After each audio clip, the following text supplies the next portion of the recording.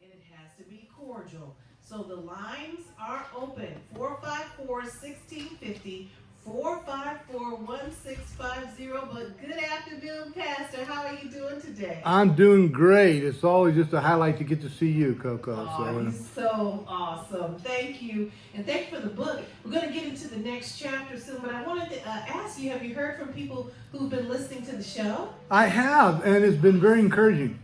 People have been very kind, and of course, the idea is to have cordial conversations, and it's been nice even just to hear from people that have said, yeah, there's things I want to say, but I'm afraid to say them because if I differ or what have you, people get angry. But a couple of emails especially were encouraging. There was a young black woman that called, and she actually mentioned here a couple weeks ago when we did even the definition of racism. And she said, I have white friends, I have black friends, we're really close. She said, but I've always been uncomfortable a little bit, even with the talk of racism. And she said, there was something about it I felt like I didn't understand. And she said, it helped me so much to understand what racism is. She says, because I now know I am against racism. And she said, and we need to battle it. She said, but, also from that just everything that happens and everything said doesn't make that person a racist. And she mentioned, like a white supremacist or whatever, that is a racist. People that think that their race is superior to other races. And she said, I feel like that's not most people, but there are people like that. And she said, so now I can stand up because we've been fighting the wrong thing so much. And there was a movie, The Incredibles, Right. and nice animated movie, and the evil guy was trying to get everyone to be superheroes. And he made a profound statement. He said, when everyone's super, no one is super. It takes a little while to think about that, especially for a animated TV show, but that's right. If everyone is racist, no one is racist. So what happens is the people that are true racists, the white supremacists, the KKK that barely exist right now, but those people get off the hook because they're just in a group of people that may say something they shouldn't, may have a prejudice, may discriminate, but they get wrapped up in all of that, and then we don't give them their just due, which we need to, and so they get off of it. They get away with it, and we need to realize, no, this is what true racism is, and how is damaging our culture, the things that are happening, and with that, even with the book, the idea is there's a lot of things on the news that are talked about every day pertaining to racism. However, the things in the book that we talk about, these are tragic things that our country has done to hurt the black community. And so we don't get to talk about those. And so I would encourage you to read the book because it shows how our government has truly hurt the black community. And we focus on things that maybe we shouldn't, and we then neglect those.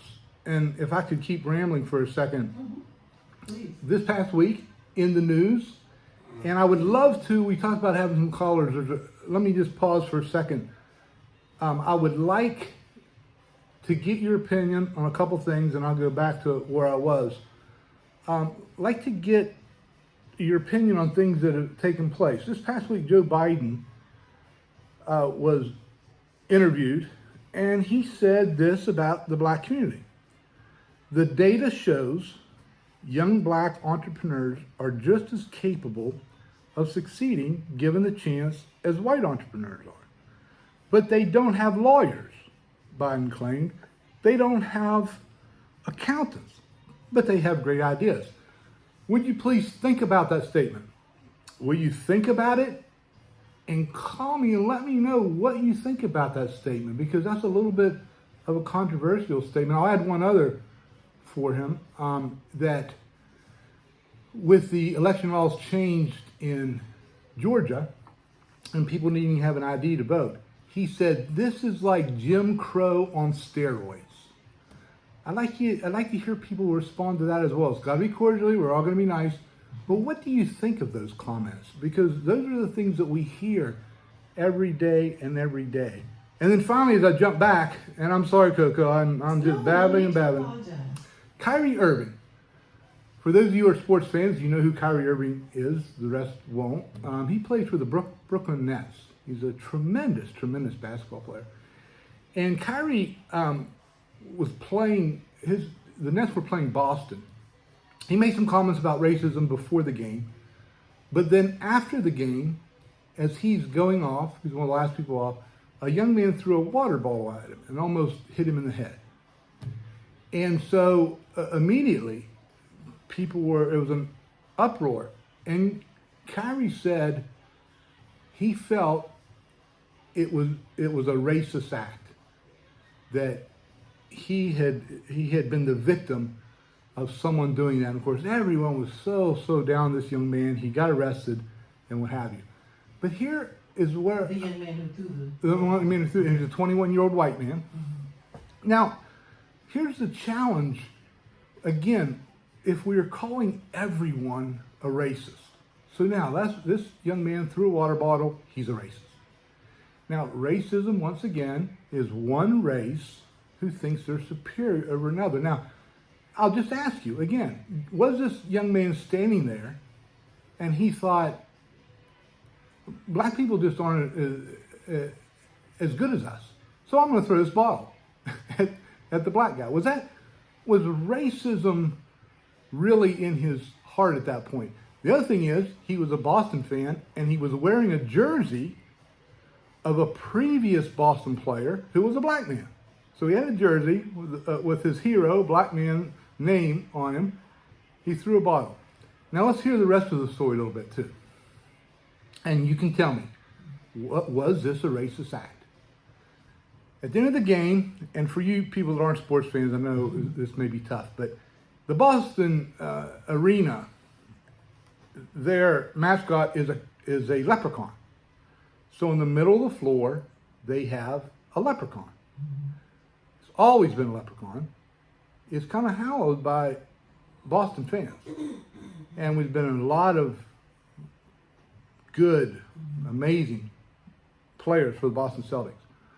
Well, at the end of the game, after everyone had shaken hands and all, Kyrie Irving walked over to the middle of the court and he wiped his shoe on the face of the leprechaun.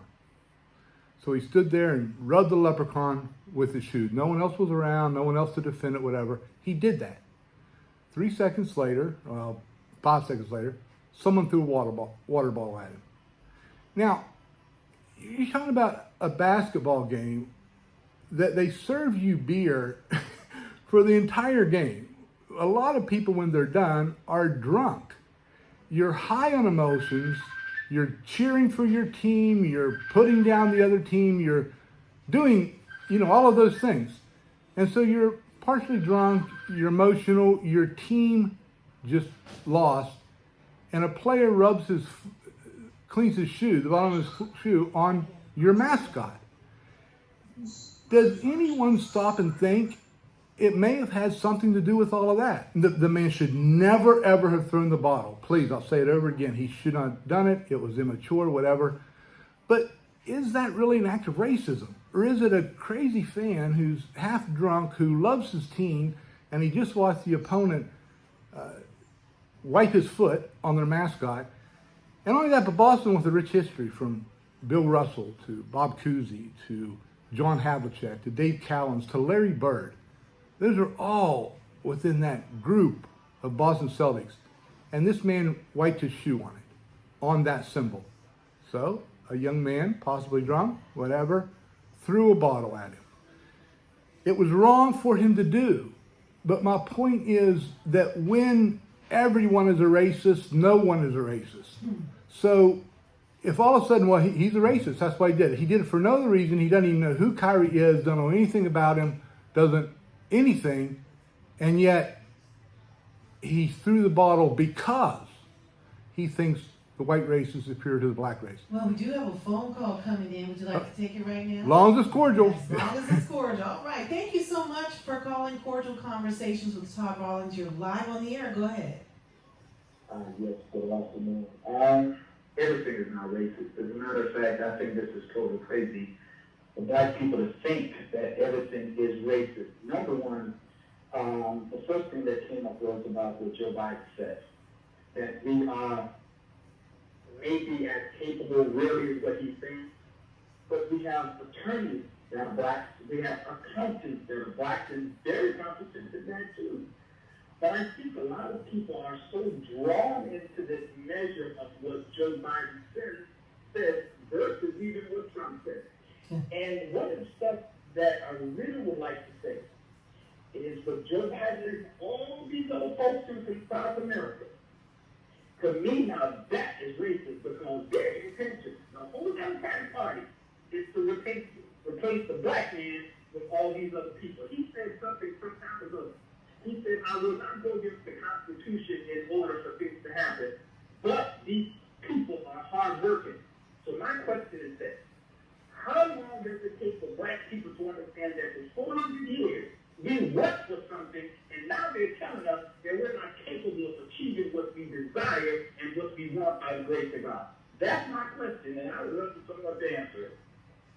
Did you hear that? I barely got it. What is the question is after 400 years of what is that? That we've worked and built up the country, and correct me, sir, if I'm wrong. Why is it that today, 400 years later, I guess he hung up, we are saying that we don't, it's been told us that we don't deserve our 40 acres and a mule, in other words.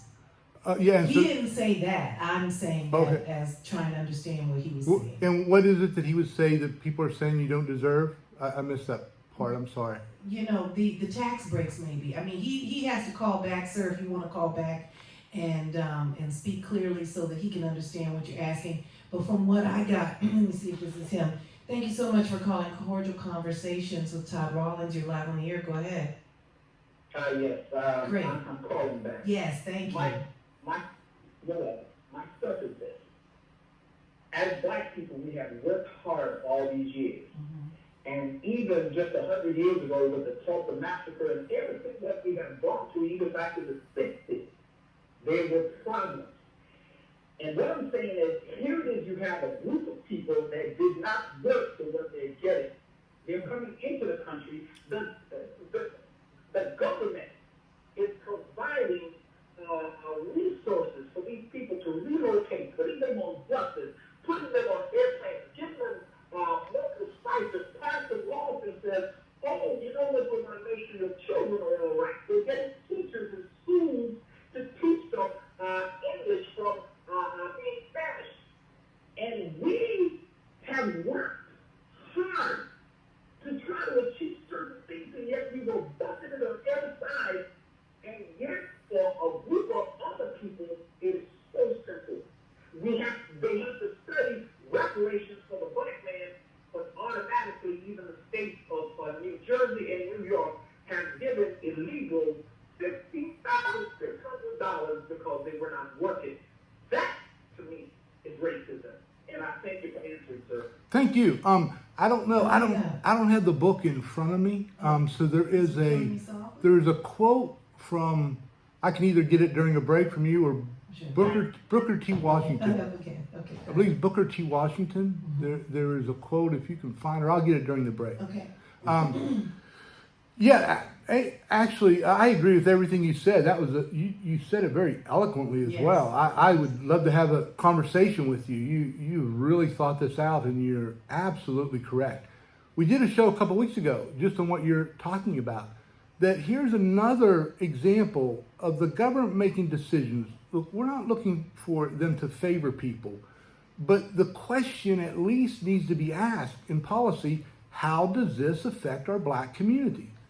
And that's not asked. And so even the thing at the border that we talked about a couple weeks ago, but letting so many people illegally in the country, the group that hurts more than anyone else in this country is the black community. because they compete for so many jobs that the black community has. And they will come in and they'll get a manager in a place, and then they'll hire all their friends that come across the border. And when that happens, it inevitably causes the unemployment rate in the black community to go up. Mm-hmm. Whether you like President Trump or whether you don't, there was record low unemployment in the black community. One of the reasons is, and I've never even heard people say this, but one of the reasons is because he closed off the border. Mm-hmm. And so it allowed the black people here to get those jobs. And I won't go completely into it, but a couple weeks ago, we talked about just the idea. It's like if you have a community of 10,000 people and there are 2,000 jobs available, and all of a sudden people come in even from another country, and you get another 2,000 people come in and they compete for the jobs. Studies will show that illegal immigrants move into the same big cities, and I forget the top 4 or 5, but it's Chicago, Philadelphia, yeah, and they move there, and so they then will get the jobs the black community should get, but also it overcrowds the schools, so it hurts the education of the black community, it hurts health care, there is gang violence attributed to it. Now, I am for helping people, but why has no one within the idea of the border, I don't understand why any of them don't bring up the fact this is devastating our black community. And you can be a politician and no one's coming across the border to take your job. They're not coming there, but they're coming across the border to take the jobs of black people. And so I agree, I completely agree. And here's where I do think we need to hold these politicians accountable. Mm-hmm. And we need to listen to the things they're saying, because and I would listen by name, but because I know several, but I won't right now. But you have senators and congresspeople who predominantly the people that voted them in would be from the black community. Their constituents are predominantly black. They will call everyone in the country racist, and then they will fight to get people to be able to come illegally into our country and hurt the very people that put them in office. Mm-hmm. And so, yeah, sir, I agree with you a lot. I hope you call back sometime. That was a tremendous way to kick off the program. Thank you so much. Definitely. Again, you're inside Cordial Conversations with Todd Rawlings. Back to the Cordial Conversations at hand. You marked the book. You marked the page in my book. There was a quote that you wanted to talk about in your book, Killing Me Softly. Yeah, this just goes along with what the last caller talked about. And if you could read it for us from Booker T. Washington. Okay. All right. Here it is. Let's see. To those of the white race who look to the incoming of those of foreign birth. Okay, hold on. Let me. I had to turn the music down on this one. Hold on. Let's see. Okay. To those of the white race who look to the incoming of those of foreign birth and strange tongue and habits for the prosperity of the South, were I permitted, I would repeat what I say to my own race: cast down your bucket where you are. Cast it down among the right millions of Negroes whose habits you know.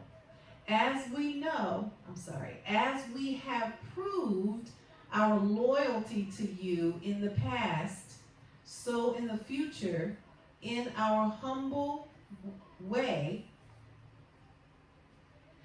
we shall stand by you with a devotion that no foreigner can approach, ready to lay down our lives, if need be, in defense of yours, interlacing our industrial, commercial, civil, and religious life with yours in a way that shall make the interests of both races one.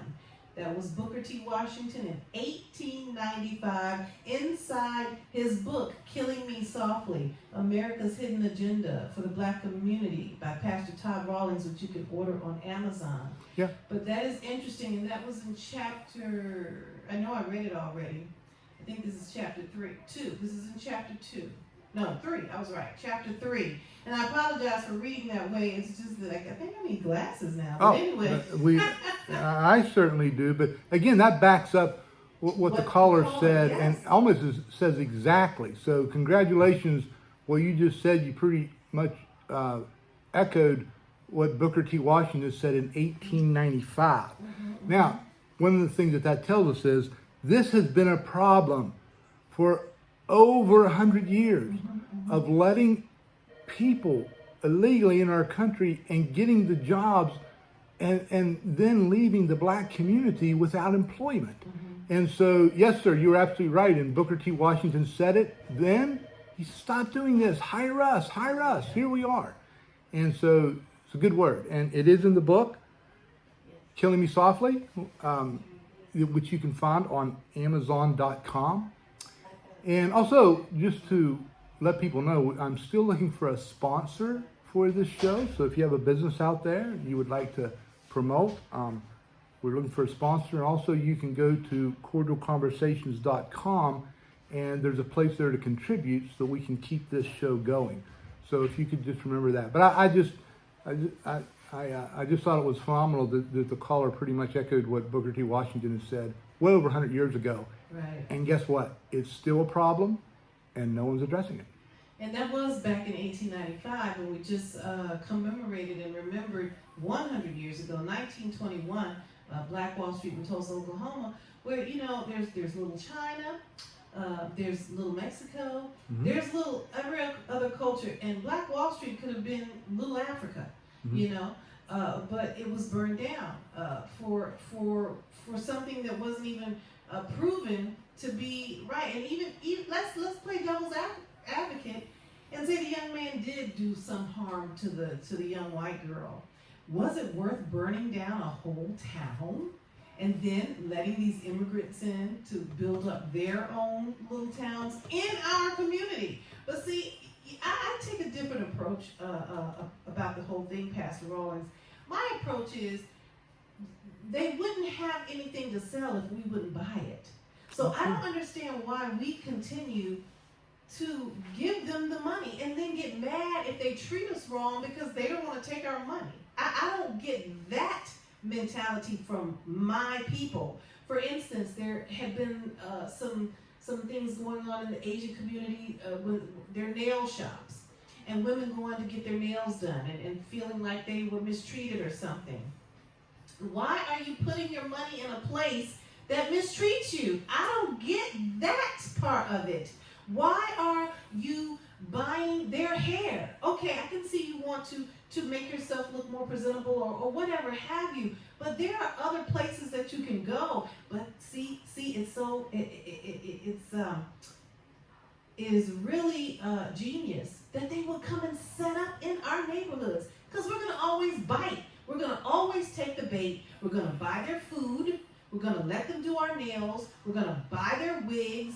And so to me, I look at it like it's us. We're the ones that keep giving them the money. We're the one that keeps feeding them and giving them stuff for their family. So when do we take responsibility for that? I need somebody to call and explain that one to me. Call us now at 454-1650. I need some of my sisters out there to explain to me, why do you keep going to the nail shops? Why do you feel like they owe you something? Why do you want to keep giving them money but then complain about the way they treat you? Can somebody please call me and make me comprehend that way of thinking? But I didn't mean to take over like that, Pastor Rawlings. It's just, you take it from one stance. I take it from it's us. I take full responsibility. We have a call coming in, and I am so curious. Let me see what they're going to say. Thank you so much for calling Cordial Conversations with Todd Rawlings. You're live on the air. Go ahead. I was listening for the figures that I like what you were talking about. As far as what word given to them, And I was thinking myself, this guy need big stuff right from our nose, and we keep going down there with them. What is that we're against each other? You know, I'm 55 years old now, raising my grandson, but the point I'm saying for these years is, wow, why can't we finish up and come together and get our own stuff? Thank you so much. I'm glad I'm not alone in.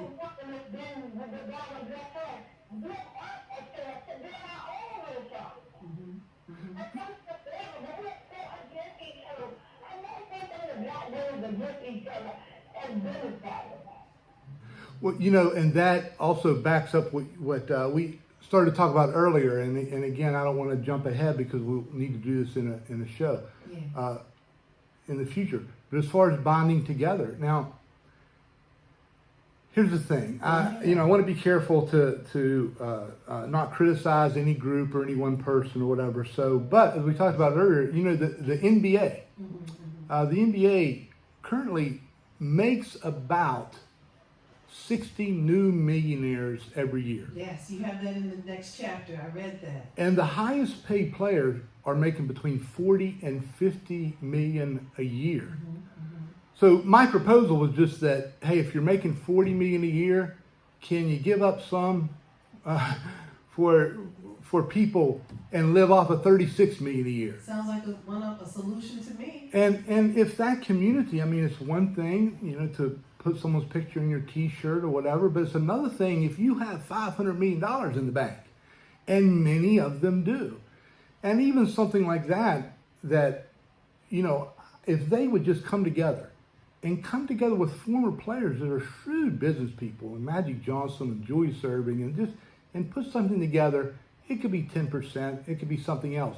But if they all gave 10%, they could also even challenge the owners to give as well, and then have the government match it. It would be free education for all of the black community if the black community would bind together. And so I think you're being a little bit too optimistic when you call for the owners to do something like that. That would be like too great. That would be like too right. Yeah, that may be, but they do like to do certain things that make themselves look good. Or, you know, get out of paying taxes. Yeah. So, you know, so all of that's, you know, last night during the game, they showed two owners, Mark Cuban and Ballmer from Microsoft. You know, they're combined probably worth $20 billion. Wow. So they might be able to give a little bit too, you know. So yeah, I mean, I think there's solutions, and I have some we'll get to later on the educational system that it just amazes me. I do not believe that the people that we elect cannot come up with a solution for education, and especially as it pertains to the black community. It's not that hard. It's And not hard at all. it's not, you know, it's a fairly easy thing. I'm tempted to go into it right now, but I'd like to do a whole show on what we can do with our educational system to benefit the black community. Well, we can tease. We can start it now, and we can ask people to, you know, write it down. What are their look? This isn't just about Pastor Rawlings and Coco. This is about the community, everyone. He wants to hear from you. So if you would like to write down some solutions, get together with your children, because right now we, you know, every day there's a new generation being born. So get together with a generation that can comprehend to an extent, and ask the children questions. Ask them, what do you think? You know, because it's going to be them that's going to be taking over soon, and hopefully taking care of us when we can't take care of ourselves anymore.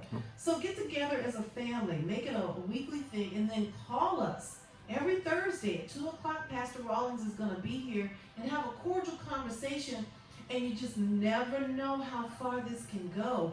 And the first thing you can do is really go to Amazon.com and order his book, Killing Me Softly, America's Hidden Agenda for the Black Community, and read it. It's an excellent read. The reason why I say it's excellent, because for people like me, who don't really like to read too much, it's great because it's no more than 5 to 6 pages per chapter, and it's not like a dictionary or a phone book.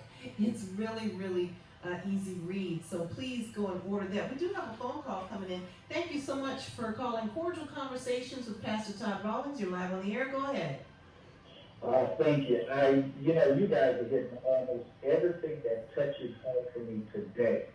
When you spoke about education, one of the stuff that I would insist on as being black is that you begin to take control of our educational system.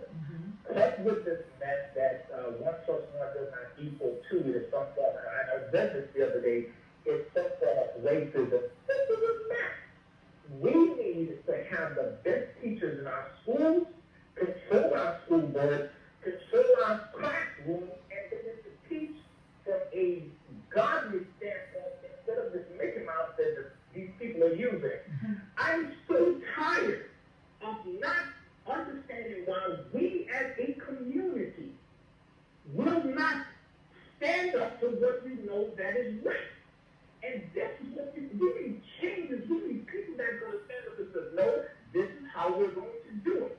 We can have our magnet schools, we can have our private schools, funded by public money because the money does belong to us.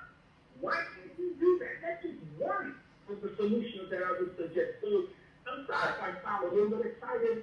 No, But that's it's good. time for a change within our community by the grace of God that we begin to effect change that's going to take care of our generations as well as our children.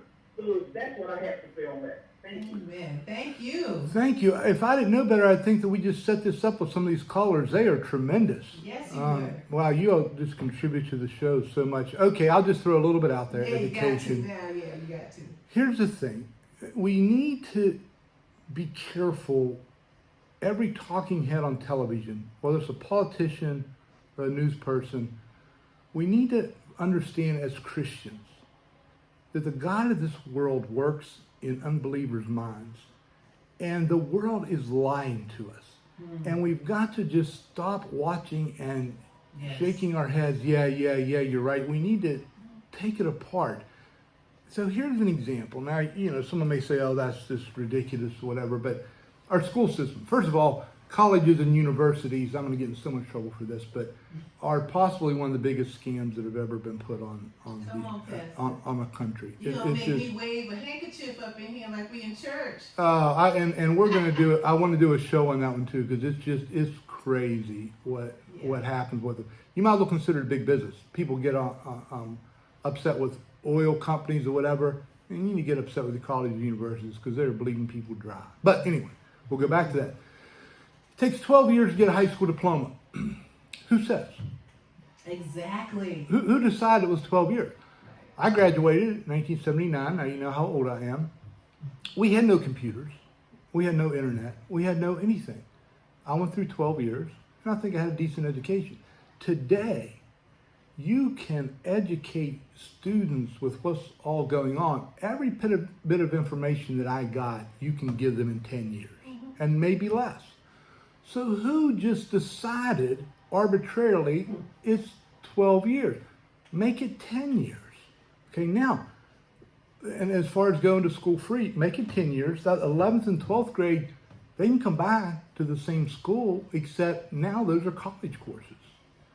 Doesn't cost anything. High school didn't cost anything. You're going to use the same infrastructure for those 2 years. And especially if those 2 years are given to trades and the electrical field, HVAC, all the studies showed that we are not going to have enough people to fill those positions within a few more years. So let them go their 2 years. Now they're 18 and they at least have an associate's degree.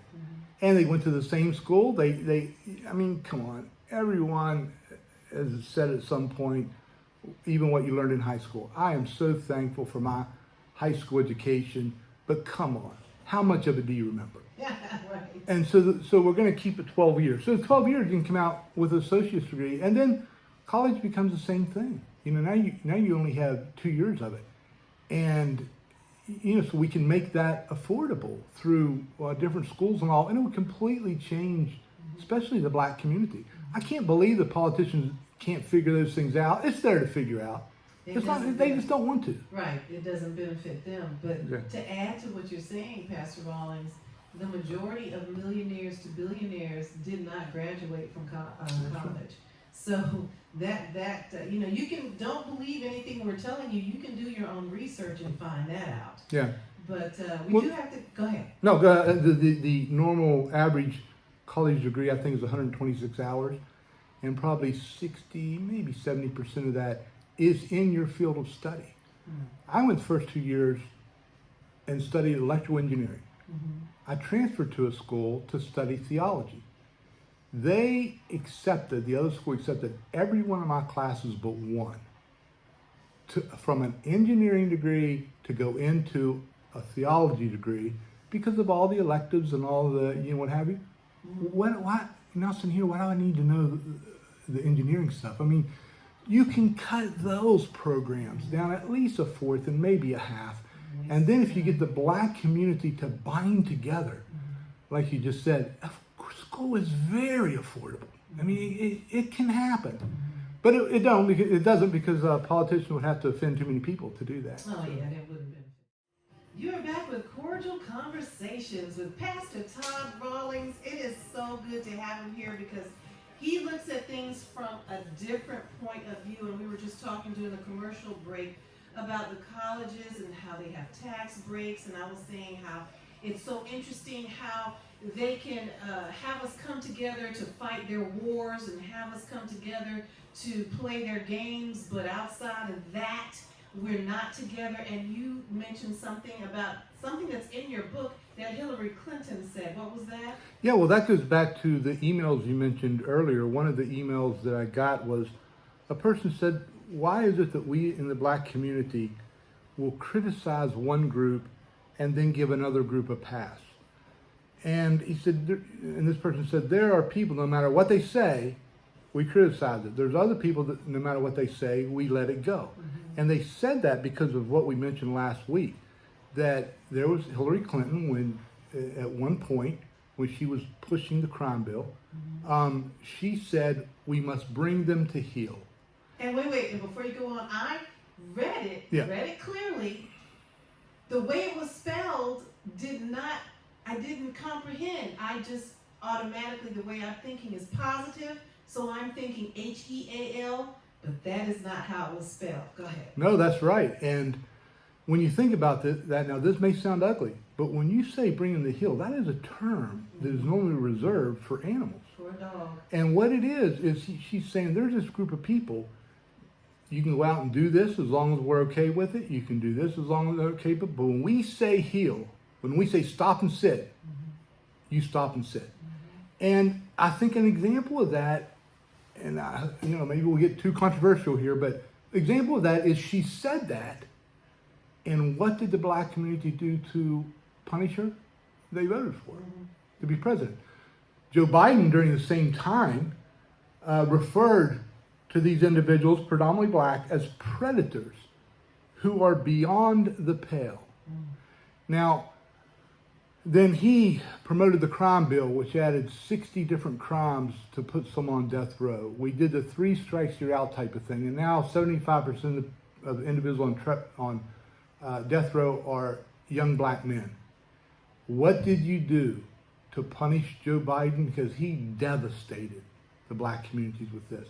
What did you do? You put him in office and made him your president. And we can look back, and we will at some point, but over the history even of that career, of his career, I could make a good argument that there's not been a person in the United States that has done more harm to the black community than our current president. And I won't mock him, I won't say things about him, I'll respect his authority, but that's just the case. That goes back to what we started with, and with his comment, because I told you to think about this, where he says, let's see, the data shows young black entrepreneurs are just as capable of succeeding given the chance as white entrepreneurs are. But they don't have lawyers. They don't have accountants. They have great ideas.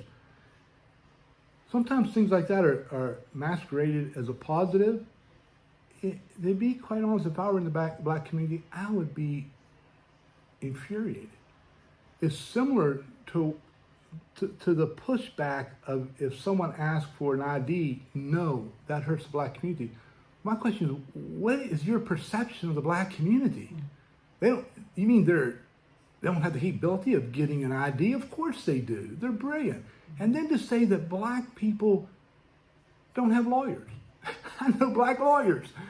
there's thousands of them and thousands of them. They had black and white clients and what have you, and there's tons of black accountants. And what is he talking about whenever he looks at a group and says, well, with the black community doesn't. Now, even if he divide that a little and say, well, there are communities, there are people, but to broadly stroke it, and when something like that's said, people just shrug, and it's a horrible insult. Well, can I just interject that I'm neither a Trump or a Biden fan, number one, but what I feel like, again, I take responsibility for me. So what I've learned that I did not learn, what I have to unlearn and relearn again, is that if you structure your business, and see, a lot of us don't know about having our own businesses. You do have to have an accountant. You do have to have an attorney. We're not taught those things. So you're right. When he said that, was that a slap in the face? Because you all didn't teach us this? You didn't let the educational system teach us about business? And I'm not talking about in college and taking it as a course.